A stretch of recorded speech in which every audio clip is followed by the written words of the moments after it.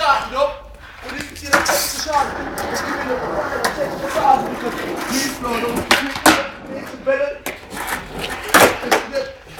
Auto ein Lupo. Essen ein Fufo. Und so weiter. Komm, und so scheiter ich. Bumm, so weiter. Gib dir in den Mund und pumpe einfach. Ohne es gibt die Frau zu gehen. Soll ich Polizei rufen? Rein. Anzeigen wegen ausfälligen Beruf. Ach, das ist Hausbesuch. Ja, das ist privat. So, ja. Ich mache das schon selber. Wohl gut. Das Haus Friedensburg. Wir packen Autos von jetzt.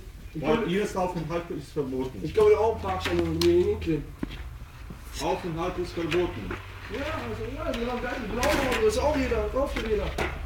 Darf man nur Auto abstellen und abholen. Ja, okay, vielleicht mal Skip und wir auch abstellen und dann. Und verschwinden. Ey? Ja. Cool. Aufenthalt ist verboten, verstehst du? Aber was sagen? Ja. Sind Sie wusste? Da ist Aufgabe. Sind Sie wusste? Ja. Echt? Was echt? Как дела? Weit. Wie? Weit, sehr weit. Wo denn? Sibirien? Da kommen meine Eltern auch. Alles klar. Okay. Okay. Haben wir uns verstanden? Haben wir uns verstanden. Gut. Okay, ciao. Also Jungs, ne, packt die Sachen ein. Kannst du das Skateboard hier abstellen? Hä? Kannst du das Board abstellen? Ja.